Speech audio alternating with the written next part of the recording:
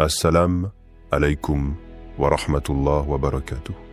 Bienvenue dans cette vidéo, un appel à l'éveil, un moment de réflexion profonde. Ce que tu es sur le point de découvrir, ce n'est pas un simple récit, ni une histoire parmi tant d'autres. C'est un rappel de ce qui se cache derrière les événements du monde, derrière la violence, derrière les souffrances. Le Mahdi, cet être mystérieux, est annoncé depuis longtemps. Les signes sont là, bien visibles, mais nous sommes-nous vraiment préparés à les reconnaître?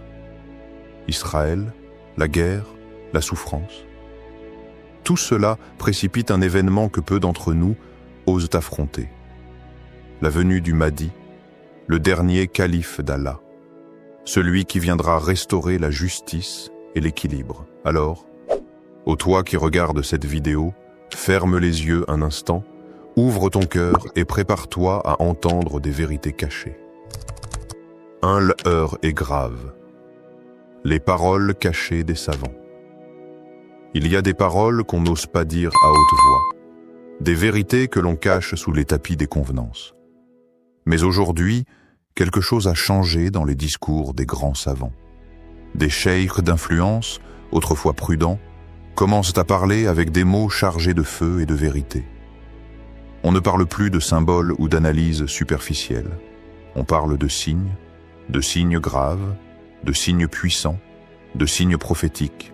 Dans plusieurs mosquées du Moyen-Orient, de l'Égypte à la Syrie, des voix tremblantes et sages se lèvent, non plus pour enseigner la patience dans l'attente, mais pour avertir. Les versets de la fin des temps sont récités avec insistance. Les hadiths, que l'on évoquait qu'en cercle privé, sont maintenant prononcés en chair, devant des milliers de fidèles. Et au centre de ces discours, un nom revient, encore et encore, Israël. Mais pas dans le sens que tu imagines. Il ne s'agit pas d'un débat politique, ni d'un conflit territorial. Les cheikhes parlent d'une manœuvre spirituelle et stratégique, d'un projet eschatologique, provoquer intentionnellement la venue du faux Messie, Al-Masih ad-Dajjal. Ce n'est plus une théorie marginale. C'est un cri d'alarme. Ils affirment que derrière les politiques brutales, derrière la profanation des lieux saints comme Al-Aqsa, derrière l'oppression des innocents, se cache une volonté messianique. Une vision du monde où le chaos doit précéder l'apparition de leur roi. Un monde à feu et à sang, qui ne peut être sauvé que par celui que nous connaissons comme le plus grand imposteur de l'histoire. Mais ce qu'ils ignorent, c'est que leur agitation réveille un autre événement divin. Ce qu'ils précipitent, en réalité, c'est l'émergence du véritable réformateur, l'imam caché, celui que des millions de cœurs attendent dans le silence, dans la douleur, dans l'espoir, l'imam Mahdi. Et dans cette stratégie globale, dans ce théâtre de la fin des temps, Allah observe. Il laisse les choses se jouer. Et puis, à l'instant qu'il a choisi, il interviendra. Et ils complotèrent, et Allah complota. Et Allah est le meilleur des comploteurs. Sourate Al-Imran 3:54. Ce verset n'est pas une simple réponse au mensonge. C'est un rappel puissant que peu importe la force du plan humain, il ne dépassera jamais le décret divin. Et plus les oppresseurs avancent dans leur dessein, plus ils s'approchent de leur propre chute. Mais vois-tu, ce scénario ne se joue pas qu'en haut lieu. Il se joue aussi dans ton cœur. Parce qu'aucun de ces événements ne t'est rapporté pour t'impressionner, mais pour te réveiller. Écoute cette histoire. Elle est réelle.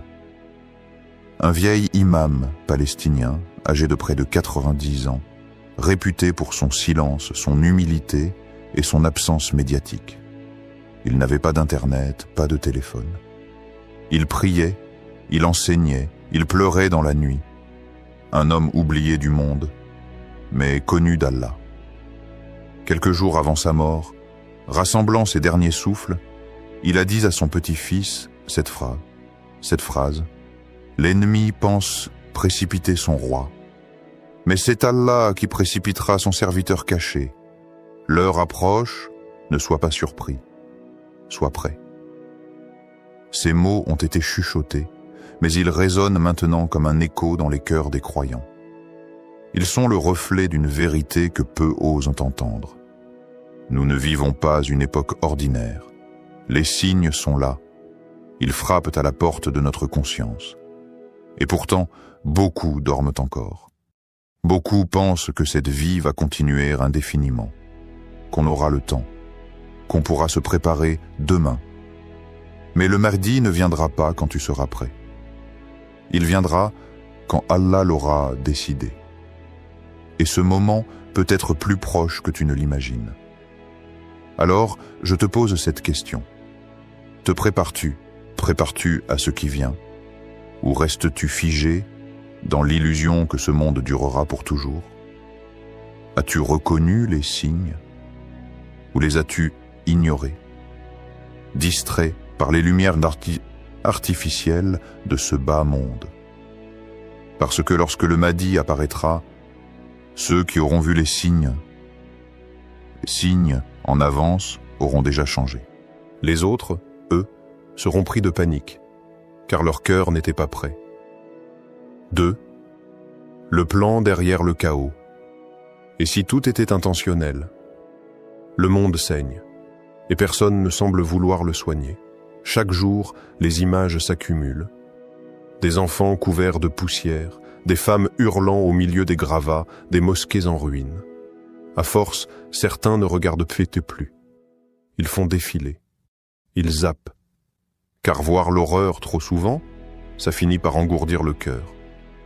Mais il y a une question qu'on n'ose pas poser. Pourquoi est-ce que c'est que ça continue? Pourquoi cette douleur semble orchestrée, répétée, presque chorégraphiée? Est-ce vraiment un enchaînement de guerres malheureuses, de conflits isolés, d'erreurs diplomatiques? Ou est-ce que tout cela suit un script invisible, une stratégie millénaire qui dépasse la simple logique humaine? Regarde attentivement. Les tensions ne cessent de grimper. Pas seulement en Palestine, mais partout, en Syrie, au Yémen, au Liban, en Irak, au Soudan. Et même en Occident, la société se fissure. Familles divisées, identités brouillées, repères spirituels détruits. Tu ressens cette fatigue collective? Ce malaise qui flotte dans l'air comme une odeur de brûlé? Ce n'est pas qu'une coïncidence. De plus en plus de penseurs, d'analystes, et même de savants religieux osent aujourd'hui dire ce que beaucoup pensaient en silence. Le chaos est intentionnel. Pas dans le sens paranoïaque d'une théorie du complot, mais dans le sens d'un plan mystico-politique, profond, ancien et froidement calculé. Un plan qui consiste à briser les peuples, à affaiblir les croyants, à éteindre la foi, pour enfin proposer une solution à ce désordre. Une solution qui serait en réalité la domination totale, mentale, spirituelle, politique. Mais pour qu'un tel plan fonctionne, il faut que les gens soient désespérés. Il faut qu'ils perdent tout, qu'ils hurlent vers le ciel sans réponse. Et c'est là que les choses basculent. Car dans les ténèbres, une lumière commence à percer. Les cheikhes le disent de plus en plus. Le chaos qu'ils provoquent ne fera pas émerger leur Messie, mais le nôtre. Celui qui est promis. Celui dont les anciens récits disaient qu'il ne viendra que lorsque l'injustice aura recouvert la terre comme une nuit sans lune. Et aujourd'hui, regarde autour de toi. Regarde les injustices, les peuples écrasés, les orphelins abandonnés, les dirigeants corrompus, les lois perverties, l'adoration du faux, le silence des masses. Ne sommes-nous pas en train d'atteindre ce seuil? Et nous voulions favoriser ceux qui avaient été opprimés sur terre et faire d'eux des guides et les faire héritiers. Sourate Al-Qasas 28.5. Ce verset ne parle pas seulement du passé. Il parle du cycle éternel de la justice divine. Lorsque l'oppression atteint son paroxysme, Allah choisit parmi les opprimés ceux qu'il élèvera. Et si ce temps était maintenant? Et si dans les ruines, une génération était en train de naître? Une génération brisée, mais lucide, humiliée, mais déterminée, appauvrie, mais guidée. Une génération qui entend, au fond de son cœur, une voix différente. Une voix qui ne vient ni de l'écran, ni des réseaux, ni des politiciens, mais une voix intérieure, ancienne, presque oubliée, la voix de la vérité. Écoute cette histoire. Un jeune homme syrien, réfugié dans un camp depuis l'âge de 13 ans, en racontait ceci à un médecin venu distribuer de l'aide. Chaque nuit, je rêve d'un cavalier vêtu de blanc qui traverse les ruines. Il ne parle pas. Il ne regarde personne. Il passe lentement. Mais dès qu'il apparaît, tout s'arrête. Plus de bombes, plus de cris, juste une paix étrange. Il revient dans mes rêves depuis que mon frère est mort sous les décombres. Le médecin a voulu lui dire que ce n'était qu'un rêve, une invention de son esprit pour supporter le traumatisme. Mais au fond de lui, il a su, ce n'était pas un rêve, c'était un appel symbolique, un écho, un signal de l'invisible. Ce cavalier, c'est peut-être le Mahdi, pas encore révélé, pas encore proclamé, mais déjà pressenti, déjà ressenti, déjà aperçu, dans les cœurs purs, dans les âmes douloureuses, dans les rêves des innocents. Et toi qui écoutes, tu crois que tout ce que tu vois est le fruit du hasard? Crois-tu vraiment que toutes ces guerres, toutes ces douleurs, toutes ces confusions ne sont que des accidents politiques? Ou bien sens-tu au fond de toi qu'un basculement approche, qu'une force se réveille, qu'un voile est en train de tomber? Et toi, que feras-tu si le Mahdi apparaît demain? Pas dans 10 ans, pas dans un conte, mais demain. Seras-tu prêt à abandonner tes habitudes, ton confort, ton mode de vie, pour suivre un guide que le monde rejettera? Ou préféreras-tu ta routine, ton écran, ton paix sociale, temporaire, en fermant les yeux sur la vérité? 3. Les signes ne mentent pas. Tout converge vers un seul point. Le monde, dans sa grande diversité, est comme une tapisserie infinie. Chaque événement, chaque rencontre, chaque souffle de vent fait partie d'un ensemble mystique, d'un puzzle dont les pièces s'assemblent, lentement, sans que nous en ayons toujours conscience. Mais à ceux qui savent regarder, à ceux dont le cœur est ouvert, les signes d'Allah sont là, visibles et indiscutables. Les savants du passé ont toujours averti. Ils ont parlé des signes avant-coureurs, des indices qui s'amoncellent comme des nuages lourds annonçant la tempête. Aujourd'hui, ces signes se manifestent avec une telle clarté qu'il devient impossible de les ignorer. L'augmentation des injustices, cette marée montante qui engloutit chaque coin de la terre, est l'un des signes les plus évidents. Où que tu regardes, tu vois la souffrance. La misère des peuples opprimés, des innocents massacrés, des droits bafoués. Dans la plupart des cas, cette oppression est orchestrée par ceux qui se considèrent au-dessus de tout. Les injustices s'accumulent, et avec elles, un sentiment d'impuissance, d'abandon. Et pourtant, Allah nous rappelle sans cesse que tout cela ne peut durer éternellement. Le renversement des valeurs, la perte du sens est un autre signe visible dans la société actuelle. Les principes qui autrefois guidaient les hommes, l'honnêteté, la fidélité, la piété, sont devenus des vestiges oubliés. À la place, le mensonge, la manipulation et la corruption régissent le monde. Ce retournement des valeurs humaines et spirituelles est un signe manifeste des temps qui viennent, comme une ombre grandissante sur l'horizon. Les conflits dans le monde islamique, particulièrement en Syrie, au Khorasan et en Palestine, se déroule sous nos yeux. Ces régions, bénies dans l'histoire et la mémoire collective des croyants, sont aujourd'hui les champs de bataille des forces du mal et des opprimés. Chaque jour, la souffrance s'intensifie et chaque jour, l'appel au secours des croyants devient plus urgent. Mais tout ceci est écrit, tout ceci est prévu. Ces conflits ne sont pas des accidents. Ce sont des pièces du puzzle qui doivent s'assembler avant l'événement final. Celui que nous attendons tous. L'arrivée du Mahdi. Enfin, et peut-être le signe le plus grave de tous, le déclin de la Oumma, cette grande communauté musulmane qui, autrefois, portait l'étendard de la justice et de la foi, est aujourd'hui divisée, affaissée. Les croyants semblent endormis, préoccupés par des préoccupations matérielles, par la politique, par l'illusion du confort terrestre. Ils ont oublié que la véritable richesse réside dans la connexion avec Allah et dans la foi pure. Il y a un vide, un silence. Ce silence étrange est celui de ceux qui savent, mais qui n'osent plus parler. Ils ont vu les signes, mais ils attendent que la Oumma se réveille. Mais certains cheikhs, ces hommes de foi, n'ont plus peur.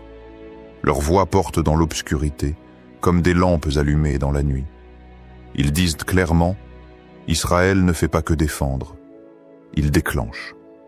Et il déclenche quelque chose qu'il ne pourra pas arrêter. Ce qu'ils veulent faire, ce n'est pas qu'une simple action politique. Ils cherchent à précipiter un cataclysme qui les mettra en place. Mais ce qu'ils ignorent, c'est que ce cataclysme, c'est le début de la fin pour eux. Le monde entier sera pris dans le tourbillon de ce qu'ils provoquent. Mais en fin de compte, ce sont les croyants qui récolteront les fruits du chaos en la personne du Mahdi.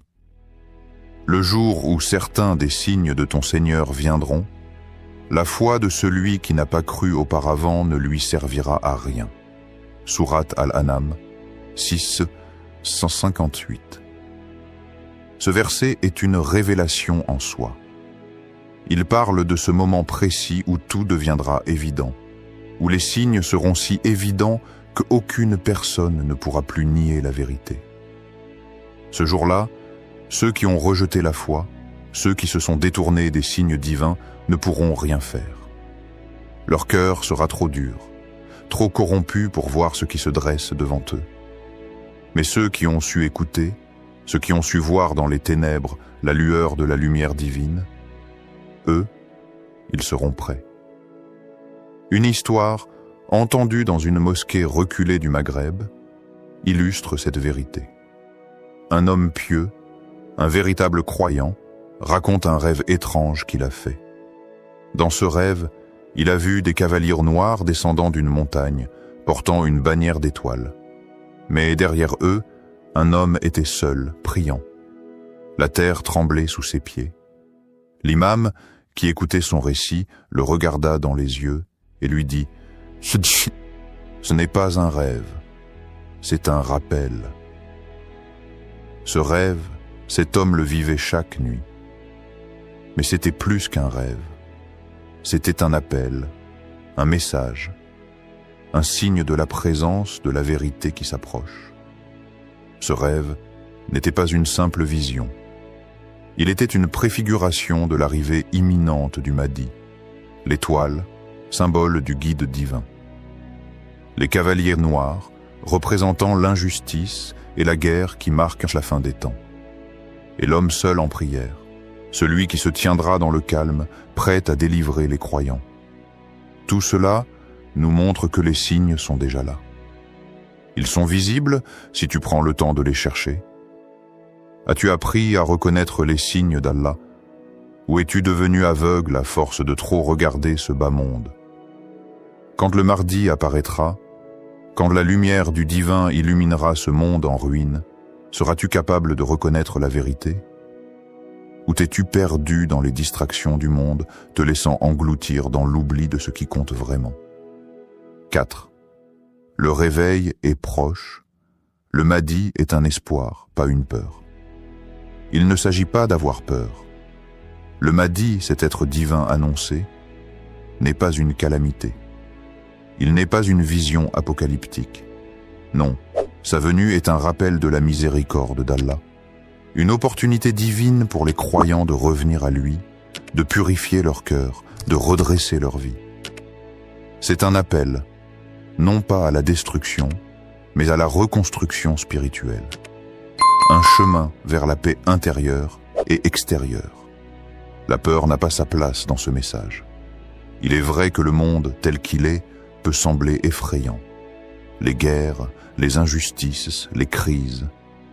Mais tout ceci, tout ce que nous vivons aujourd'hui, fait partie d'un grand dessein divin. Un dessein qu'Allah maîtrise parfaitement.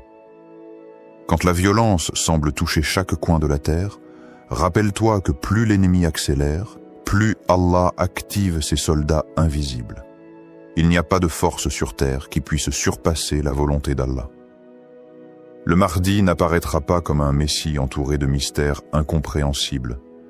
Il viendra parmi les gens simples, un homme de foi, de vérité pure, qui ne demandera jamais à être adoré.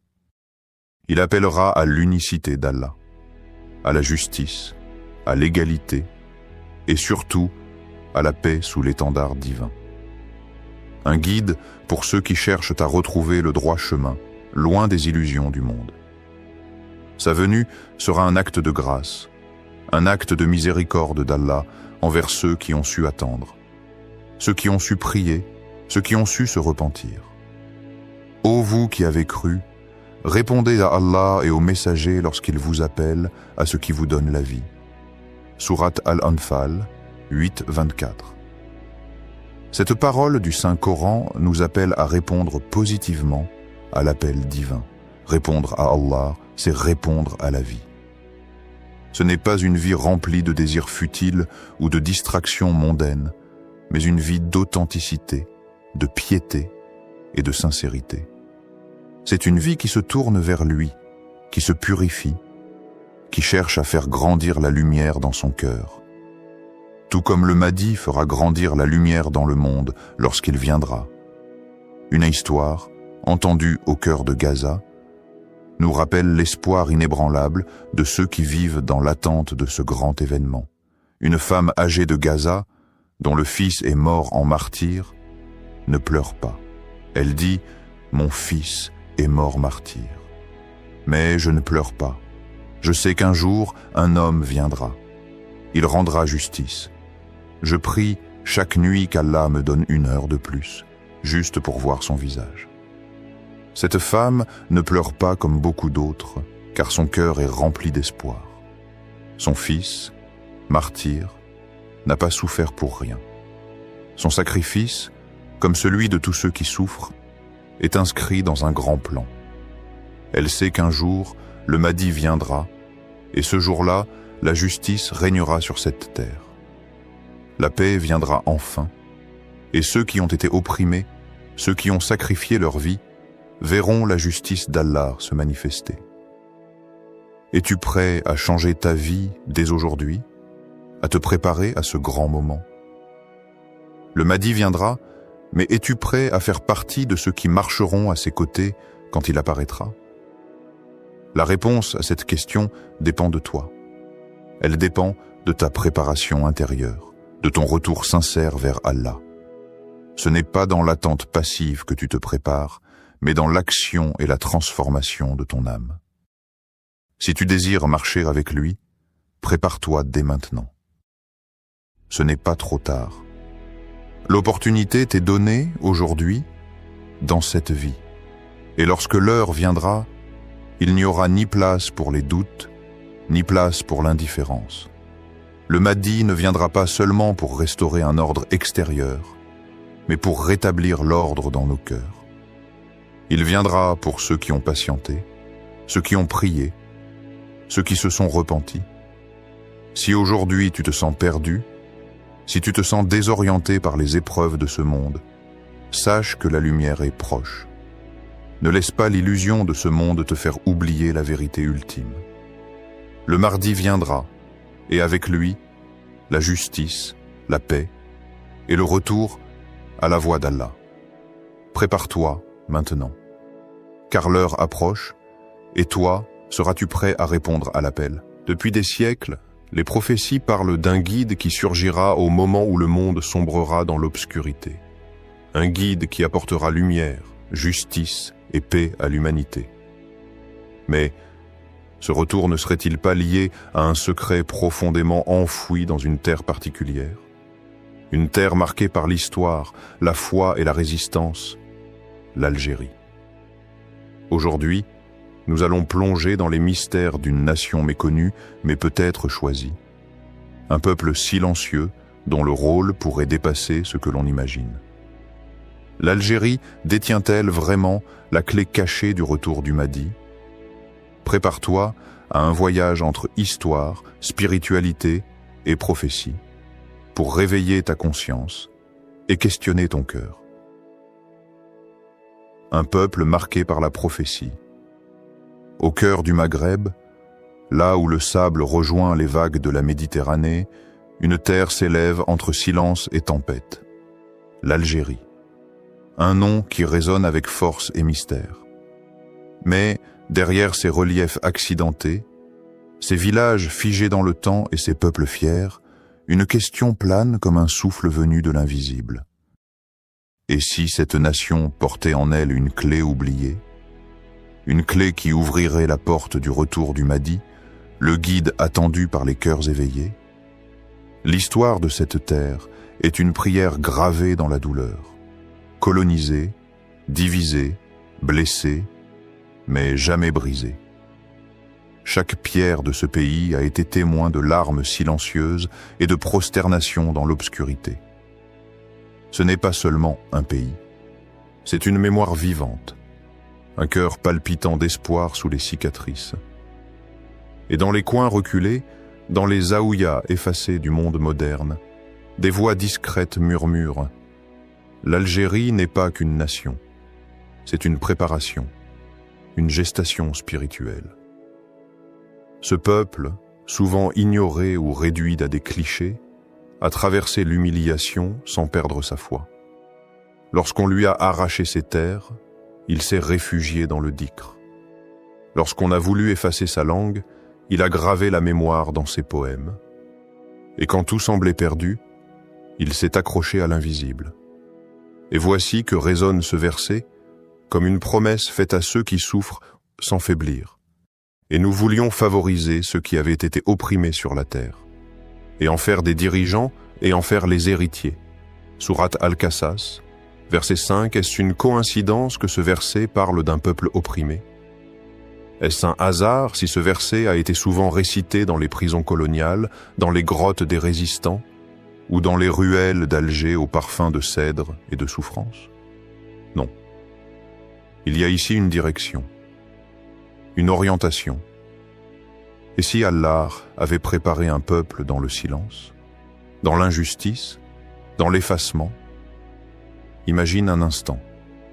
Chaque génération algérienne formée dans la douleur, chaque mère priant dans le noir, chaque moudjahid tombé sans peur.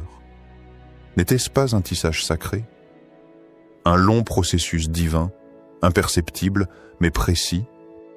Allah, quand il prépare, le fait sans hâte. Et les peuples qu'il choisit pour les grandes missions sont d'abord brisés, puis reconstruits avec lumière. Histoire inspirante. Un ancien savant, soufi d'Alger, retiré dans une zaouïa oubliée du Djurdjoura, racontait souvent une vision qui hantait ses nuits. Il disait « Une nuit, entre veille et sommeil, je vis un homme en blanc. Son visage était caché par une lumière douce. Il me prit la main et m'emmena sur un mont. C'était l'Aurès. Là, le vent soufflait comme un chant ancien. Il me dit « Écoute, car ici, la voix du temps parlera à nouveau. » À son réveil, il sut que ce n'était pas un rêve ordinaire.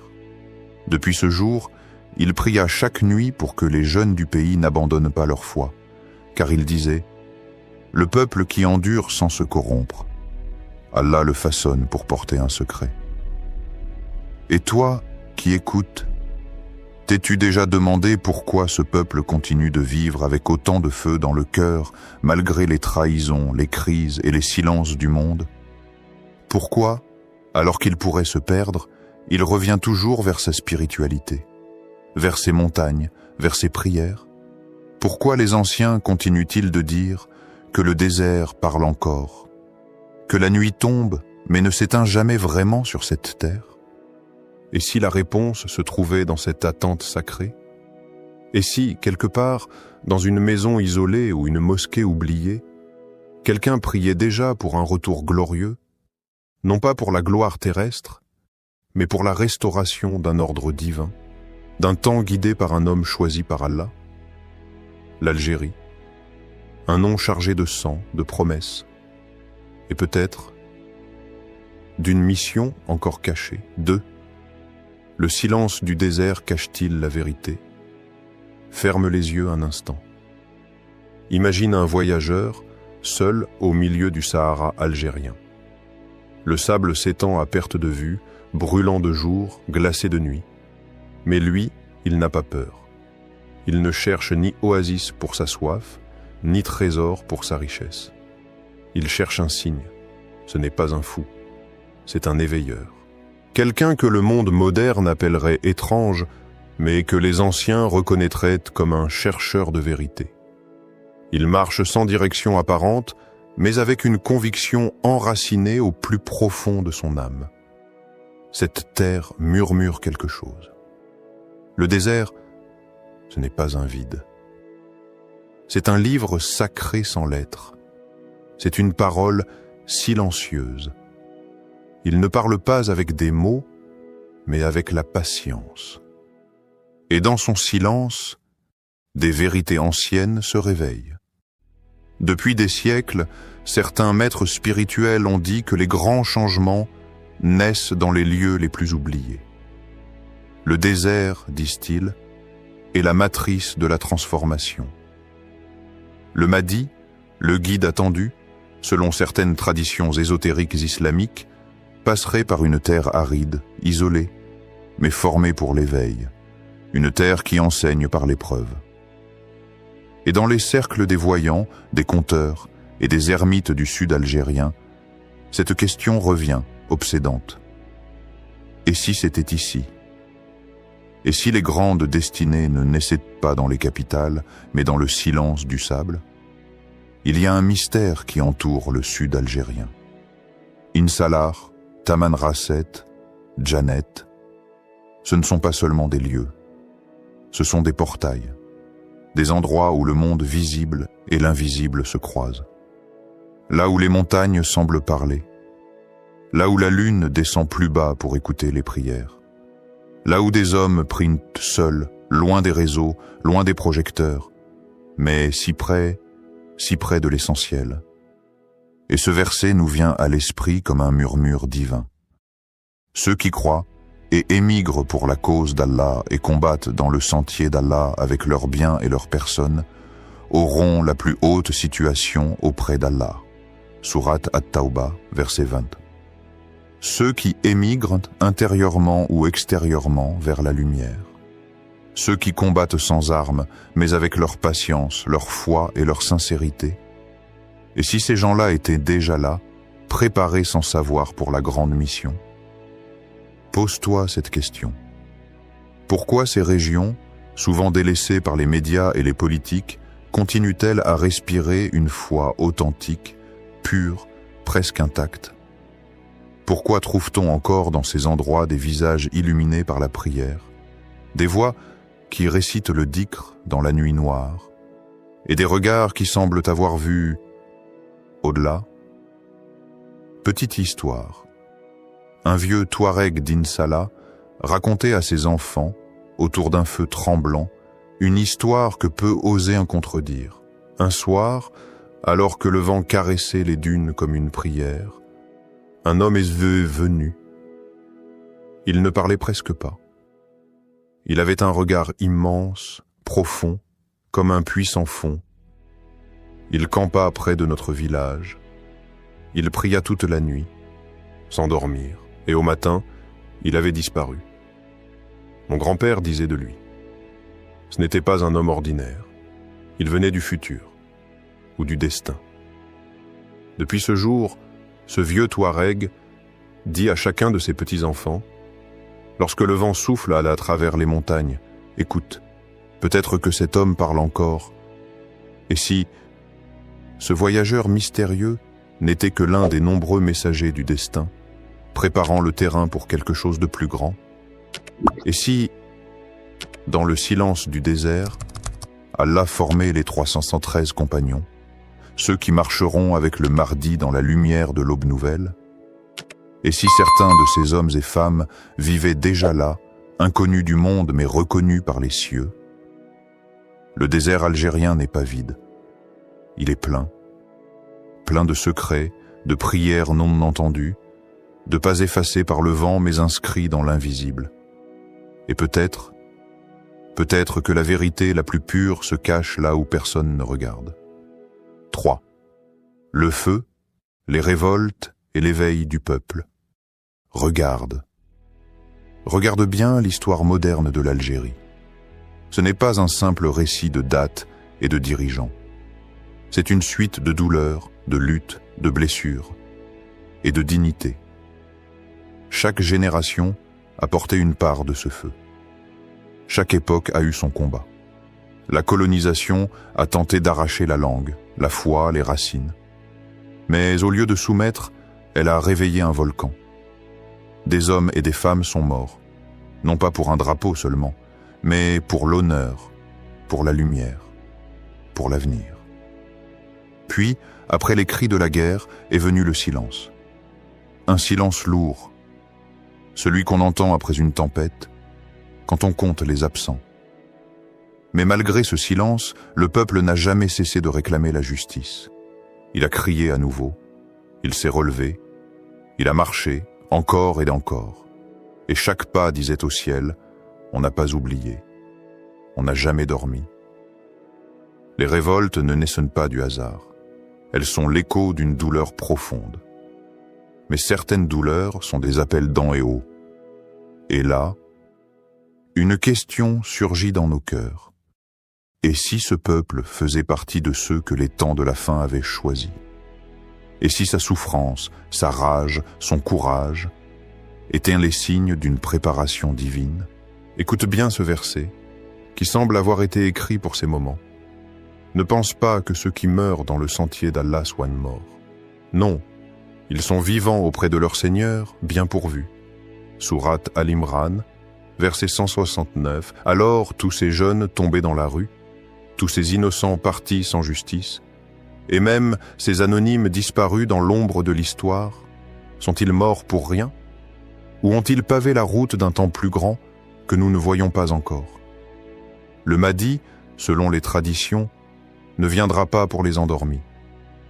Il viendra pour ceux dont la douleur est devenue lumière, pour ceux qui se lèvent quand tout s'effondre, pour ceux que la souffrance forme sans les briser.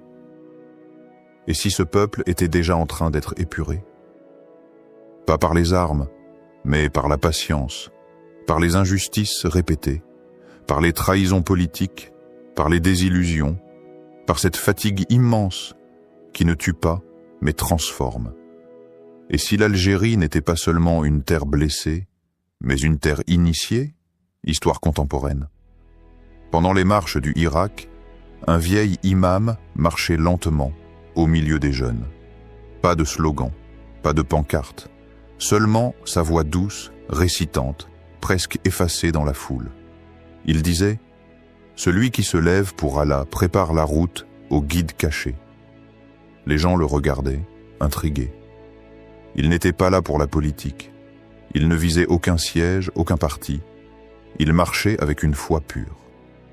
Et quand on lui demandait pourquoi il était là, il répondait simplement « Je sens un parfum de fin des temps dans l'air du peuple ».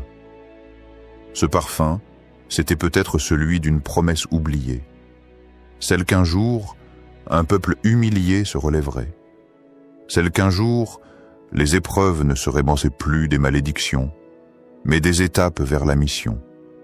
Et si l'Algérie n'était pas en chaos, mais en gestation, un peuple qui tombe mais qui refuse de rester au sol, un peuple qui pleure mais dont les larmes deviennent flammes, un peuple qui crie mais dont le cri brise les chaînes de l'invisible.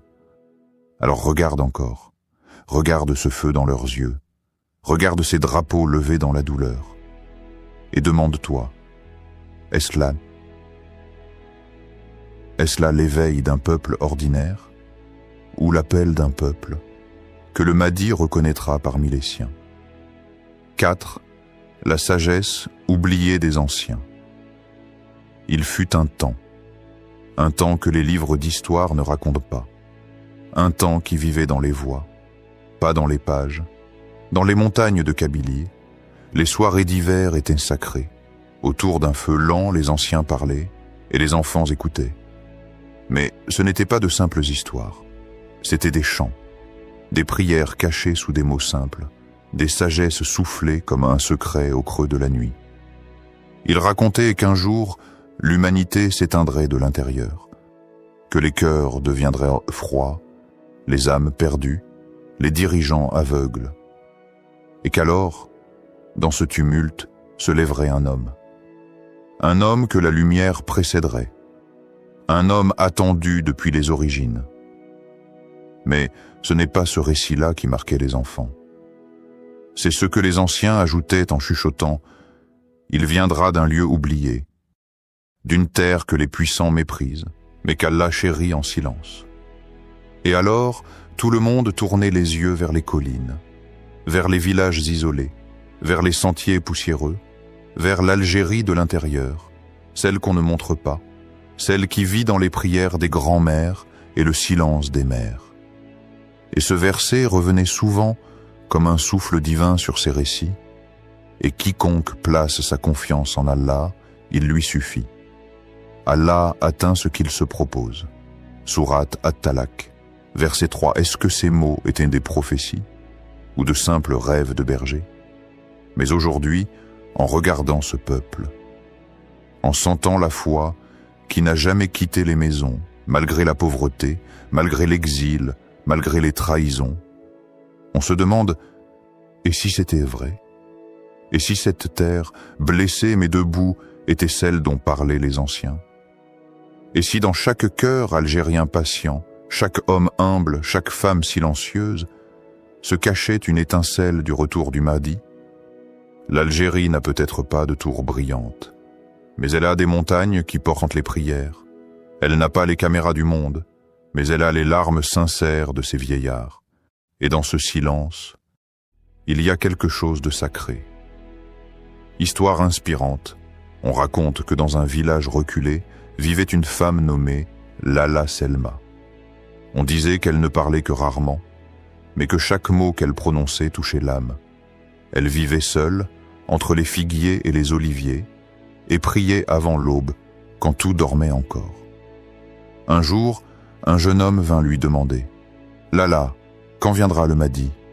Elle sourit, puis elle répondit doucement « Le Mahdi ne viendra pas de la foule, mais de l'oubli. L'Algérie est l'oubli des hommes, mais la mémoire d'Allah. » Le jeune homme ne comprit pas tout de suite, mais les années passèrent, et chaque fois que le monde semblait s'effondrer, ces mots revenaient comme une encre. Peut-être qu'Allah cache ce qu'il aime, et peut-être qu'il façonne, dans les lieux les plus discrets, ceux qui porteront sa lumière.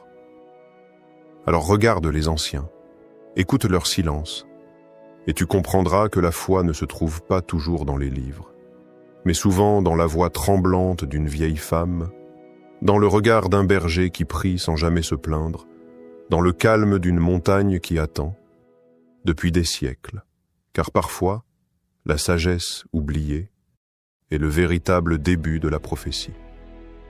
5. La promesse d'Allah et la responsabilité du cœur algérien. Au peuple d'Algérie, toi qui portes la mémoire des montagnes, le souffle des déserts et la force des rivières, écoute ce message venu des profondeurs du cœur. Cette terre, ancienne et sacrée, n'est pas un simple territoire. Elle est un sanctuaire invisible, un coffre scellé, gardé non par les armes, mais par la foi. Et dans cette foi réside un secret, un appel, un secret que seuls les cœurs éveillés peuvent entendre. Le Mahdi, ce guide promis, ne viendra pas simplement parce qu'on l'a attendu. Il ne viendra pas comme un roi paré de gloire, ni comme un guerrier brandissant une épée. Il viendra parce que le cœur d'un peuple aura changé, parce que des âmes auront été purifiées par la patience, l'endurance et la lumière intérieure. Regarde autour de toi, ô peuple d'Algérie. Chaque génération a porté ce fardeau. Chaque prière murmurée dans l'obscurité est une pierre posée sur le chemin du retour. Chaque larme versée dans le silence est une goutte d'eau qui irrigue ce désert spirituel. Chaque acte d'amour, de justice, de courage forge l'armure invisible qui protégera le guide. Allah dit dans sa sagesse éternelle: Allah ne change point l'état d'un peuple tant qu'il ne change pas ce qui est en eux-mêmes. Sourate Ar-Ra'd, verset 11. Ces paroles ne sont pas un simple rappel, elles sont un décret divin. Un appel à la responsabilité, un défi à l'âme.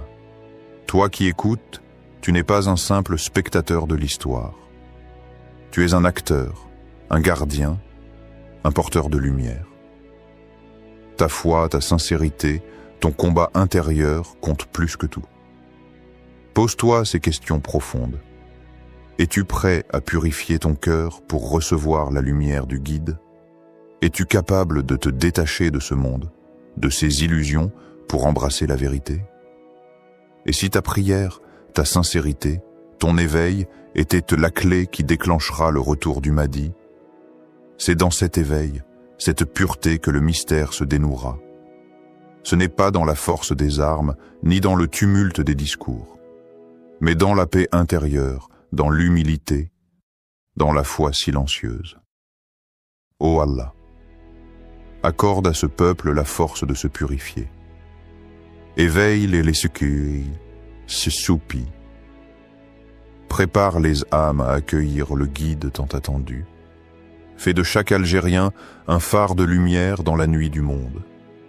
Et toi, spectateur, garde ces paroles près de ton âme. Car le secret ne se trouve pas dans les livres, il est gravé dans la foi sincère. Il repose dans le souffle de chaque prière. Et il attend que tu sois prêt. Le mystère demeure. Mais une chose est certaine. Le véritable retour ne se produit pas à l'extérieur. Il commence dans le cœur des hommes et des femmes prêts à changer, à se purifier, à s'éveiller. L'Algérie, avec ses blessures et sa foi, pourrait bien être cette clé silencieuse que le destin a forgée dans l'ombre. Alors, à toi qui as écouté jusqu'ici, la question demeure: es-tu prêt à ouvrir ton cœur et à préparer le chemin du guide? Car le Mahdi ne viendra pas à ceux qui l'attendent passivement, mais à ceux qui se préparent avec sincérité. Que la paix et la lumière accompagnent ton chemin.